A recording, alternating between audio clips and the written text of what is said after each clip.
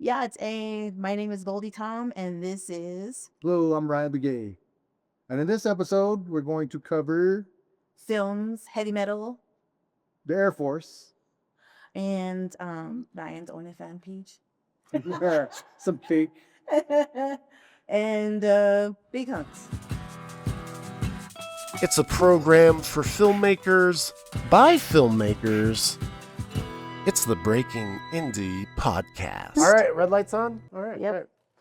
Hey, Mom, or whoever else might be listening. Thank you for being here. Another great segment of Breaking Indie. Today, I have two awesome filmmakers with me, Goldie and Ryan. They are what? Did I fuck that up? No, Okay. I saw him go. we just always I give don't know. each other funny faces. But yeah, Goldie? so Goldie and Ryan, they have two films here at the Santa Fe Film Festival this year, which is awesome. Congratulations. Thank you. The first, it's a documentary, correct? Yes, Honor Songs documentary. Awesome. And then the second one is a narrative. Yes, Cleanly is a Cakewalk. Okay. Let's talk about the documentary first, because you made that first, correct? Correct. Okay. Yeah. Awesome. It was about 45 or 4 to 6 months. 6 months that it took for pre-production to post-production to completion. And it's a documentary about Native American veterans, how culture informs their service. Pre-service, during and after, kind of how it these songs, prayers, it kind of carries with us along our service and how we reflect back to our home and where we come from. So that kind of helps out and kind of the similarities I see. of why. Did you serve in the military? I did 5 years in the Air Force. Oh, cool. Yeah, I did Okay. space-based missile warning, and I flew the GPS sats. Wow. Yeah. That sounds really technical and awesome. Yeah, it was pretty cool. And thanks for doing that. Wow. Okay. All right. So, and then were you always a filmmaker? Did that kind of come before, after? That came after. But Okay. I did my 5 years in the military. Then I did. Then I became a contractor. So I was an engineer for the Air Force. And then after that, I got into the film industry. And once I took my production 1 class, made my first short film, I was like, this is what I'm doing. And so how did your experience in the Air Force inform, I guess, perhaps this documentary and you as a filmmaker with Honor Song? The well, it kind of starts, I guess, with me being laid off from my job as an engineer because of my cultural background. Oh. That affected my security clearances, which why I got laid off.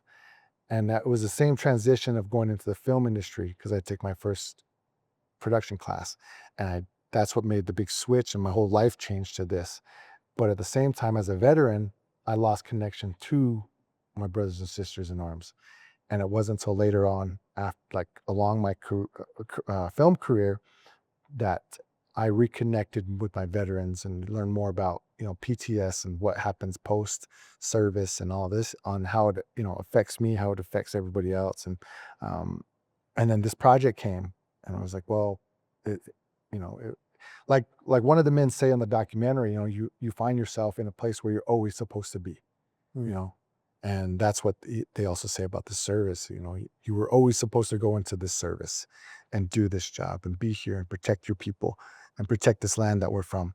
And being a part of that in this project and hearing all that, it's like, it was, yes, I was supposed to make a transition, become a filmmaker, use my military service as a way to connect us again, so we can share these stories that otherwise it can be hard to tell. Mm-hmm. So, and what was like the genesis of this documentary? Like, what was the kind of the catapult that created it? it was a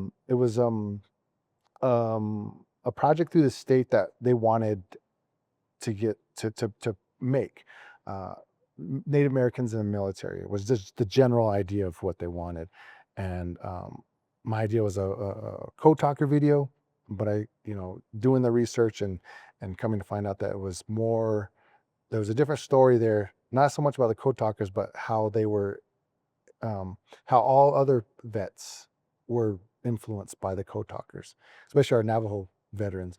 And so I saw that, and who are we now? When we think about veterans, we think of like a lot of the older vets, the World War I, World War II, Vietnam veterans. But for me now, it's like the guys my same age, or even just see, in their 30s, they're veterans as well, and we forget that they have a story too. And so I kind of just reached out from different perspectives: Navajo perspective, Pueblos, Apache. So they all have a different bit of connection with their culture and how it crossed over into their military career. That's great. Yeah. All right. And then cleaning it as a cakewalk is not a military No. related thing. It's a narrative, but it is also based around the Navajo culture, correct? Yeah. Yes, it 100%. is. Cool. Talk to me about that, because you guys both produced that together. Yeah. Yeah, we did. We also wrote it together as well. Oh, okay. It's really great seeing it go from the paper to the actual screen. And I feel like it's a huge accomplishment in itself. I'm proud of that. Cool. So what is it about? It's about a little boy named Albert Dennison who is tasked with cleaning the chapter house for the Cakewalk. And he's supposed to be there with all of his brothers and sisters, but he's the only one that shows up, and he's got to clean the chapter house all by himself. He struggles with it. So it's a cautionary tale about punctuality. Yeah, Just don't show up. yeah. Don't do it. And even when you're 9 years old, Yeah. don't. But does he show get all up. the cake is the question. Yeah. If he shows up. Saw the candy bars. Yeah. So he shows up to the chapter house. He's the only one there. His mom is like, "You have to clean the chapter house." And he struggles with it, like, because he has a couple of cousins that stop by and like, "Hey, let's go hang out. Let's go play." He's like, "No." He says, "I have to clean the chapter house. Come help me. And then we'll go." And they're like, "Nah."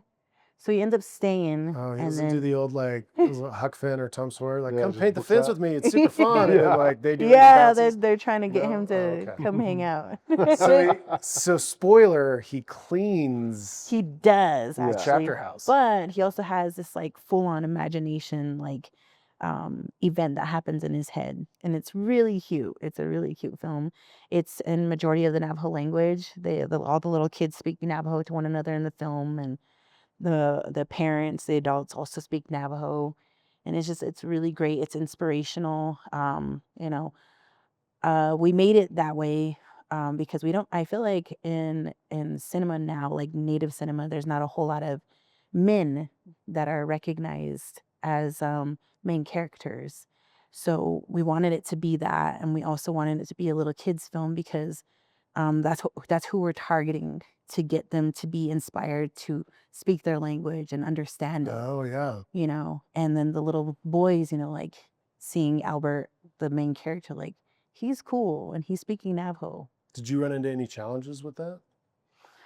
There were some challenges, but we thought there would be more because we had to get the script translated into Navajo and get the recordings done by our language consultant, which is Goldie's mom, who was a Navajo language teacher. So For like 10 years. Oh, really? yeah, so she really helped us out with that.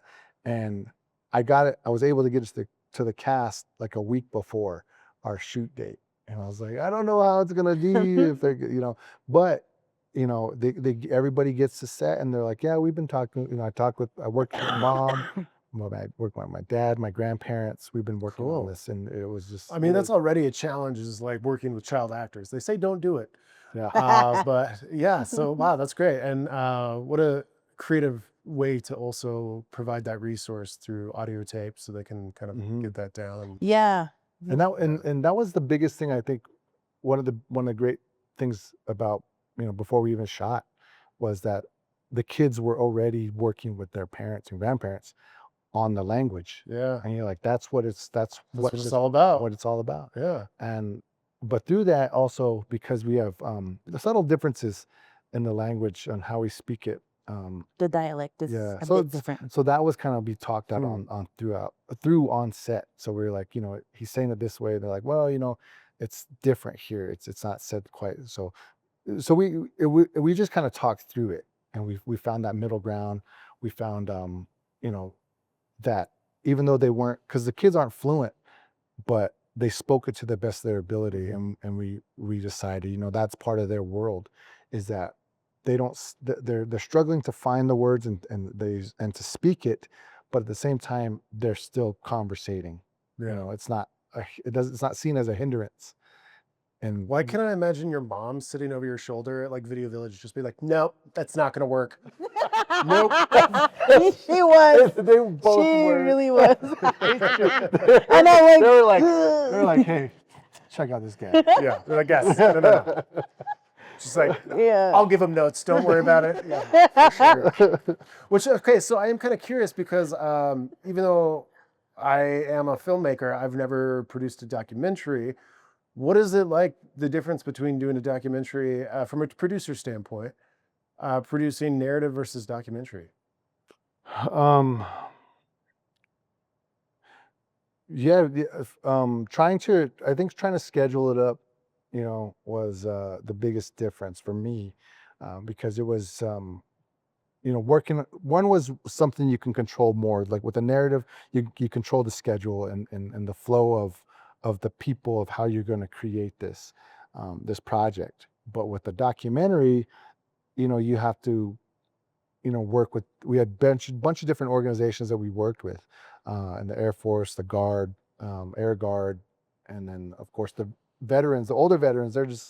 They're On their kind own of the worst. pace. They're just like, Yeah. well, I can't make it that That day. does sound like a lot of logistic Yeah, coordination. so and so that was prolonged, so you can't, you're kind of going at the pace of other people's schedule. Sure. And then the weather too, like weather really, Oh, yeah. had an effect on us, and we had to, cancel days, reschedule them. But with our narrative piece, we knew we only had the 3 days, because we also waited too long before the actual due date, because it was that one Okay. came through the Navajo Nation, and they were like, we need it by There's a deadline. this deadline, I see. because they wanted to present all the films to the people on at the Navajo Nation Fair, and so they were doing a Okay. screening, and so that we want all the films done by this time, and so. And you said, did you say there was 10 films that were part of the Navajo Nation Film Grant. Did they show all 10? There's Or 9. 9, yeah. Yeah. One guy decided to make a One feature. misfit. Had to screw it up. It was a perfectly round number. Yep. Yeah. And Yes. That guy. then with Cleaning as a Cakewalk, was that your first time producing? Yes. It was. It was my first, producing a film, yeah. I mean, I kind of helped him out on Honor Song, but I think I took more of the hair and makeup lead. But Okay. yeah, my first time producing a film. And And she was all worried about it. She's like, I don't know what I'm supposed to do. I'm like, Nobody knows what a producer does. It's fine. Yeah. I was like, you No can one- do it. We don't know either. I don't know either. I'm going to ask ChatGPT, and then I'll let you know what it Yeah. says. It's yeah, gonna be like, send us if you a link. produce a metal show before, you can produce a short film. Produce a metal show. Is that what you were doing? I used to, yeah. Sweet. And when I was a teenager, I used to produce metal shows in my community Gallup. I would book the Does venue. Gallup have a sick-ass metal scene? I bet it does. Well, it used to. It was a really great metal scene back in the day when I was 17, like in my early 20s, late 20 or mid 20s. And then it just kind of started to die down. I mean, there are still some bands that are out there, but like when I was a teenager, it was awesome. There was always What were you doing to produce a metal show? What does that mean? Like, I was actually in a relationship with one of the guys in the band. So, we would put on these shows, we would make these connections in the community. I freaking love metal music. And but there was a place called, there still is a place called Almoro Theater. And that's where we would have like the best metal shows before they like fixed it up and got new chairs. But we would go there. chairs at a metal show? Well, it's in the theater. I know, right? So they took out the first like few rows at the theater whenever we had metal shows. But it was just really great. It was a lot of fun. Bands from all over the place, Zuni bands, Laguna bands, Navajo bands, just metaled out, man. It was so Sweet. much fun. I think there was like a metal show almost every weekend during the summertime. Wow. And it was just Kept you busy. fun. Yeah. I love, and not just even for, I don't know, I'm not cool enough to go to metal shows that much. But like I love the artwork that goes into flyers for any Yeah. like musical event. Hmm. Because my friends put on shows and stuff, and like they're really more connected to the music scene than I am. But I always love it when they send me their flyers for their shows in Albuquerque or wherever it is. Like the Yeah. art that goes Yeah. into a flyer that is tossed away a month later. Like I want to create like a scrapbook of Yes. flyers for That'd be cool. That's shows. an awesome idea because I would also make the flyers too. I would sit there and try to design it. And I love making flyers. Like even now, I still love making flyers. I feel like that would be a good coffee table book. Yeah, Oh, that'd definitely. be Flip through that just like badass. random. Hell yeah. That's don't so know. cool. That would Oh, be cool. I great. got a little Etsy project to be honest. There you go. There you go. Cool. So, and then how long have you guys been working together? It's been some years. I don't know how many, but At least 3. at least 3. Yeah. Yeah, The I would think so. cleaning fry bread face in me was probably the one that kind of like brought us back together. I'm sorry, what is it called? Fry bread face in me. So, on- yeah, that sounds familiar. It's On a Netflix. Netflix show. It is, Yeah, okay, yeah. it's on Netflix. But that was filmed just south of Santa Fe here, Okay. and she had been working in film and more fashion. I was just doing a lot of the acting and second AC work, and we actually reconnected back on Fry Bread Face and Me, and from there, doing her doing her hair and makeup, getting on more shows. We found ourselves talking about more film stuff. Funny that she's wearing a hat. Is my hair okay? I feel like Yeah. that was Whoa, my hair's wet. So should have asked it at the beginning. you just need a little bit of dry shampoo. So did you guys meet through the industry? Yeah, and then through the well, No, we didn't. We were like we Yeah. had been let her answer that. No. we had been friends like 10 years prior. yeah, just We've been friends for a long time. yeah, a lot of mutual friends, and just being around. So it's a pretty small community within the Native community too. Uh-huh. So you run across people, but it wasn't until that reconnection time where we kind of developed more of our working relationship within film, going to festivals and saying watching these films and because I always love film. I'll watch and I'll geek out on the cinematography or just the story or just how they edit it and so but also wanted to be a conversation through the native cinema. How can we put our voice into it? How can we like provide some action to bring more talent to the screen? So when these opportunities came up through the state, through the Navajo Nation, we were like, this is time time to get started. Help me out. Yeah, it sounds well. Yeah, it Yeah. sounds like you're really good at paying attention to grants Yeah. and coordinating. which is Try. great. It's also great that they have those opportunities for people. Yeah, totally. I That's mean, awesome. that's it. And it was just one of those things where it's like, if we don't do it, then we can't complain that we're still sitting in Oh, the seats at a film festival, So, and I've had her work on plenty of my PSAs I've done, other small projects, and she helps me out so much with getting people ready, to get in front of the camera, because she sits there and chats with them, and they get, they're all looking good and ready to go, and I'm like, Oh yeah, Like, actors, well, we love the hair and makeup. heck team. yeah. Best. And Yeah, I'm like, cool. put that into action. We'll go into it. We'll produce this film together. Fantastic. So, are there like social media handles or anywhere that we can follow the journey? Or your own? Well, Ryan Begay 505 is my only IG. Ryan only Begay, IG. 505. We'll link Nobody it else. below. Yeah. It would just be under our personal Okay. accounts. Mine is Miss Golden One on IG as well, and Goldie Tom on Facebook. Ryan Begay on Facebook Cool. Yeah. Awesome. and OnlyFans. You're Which the is first me. one to drop that, and that is great. I'm my only fan Yeah. my TikTok. on OnlyFans.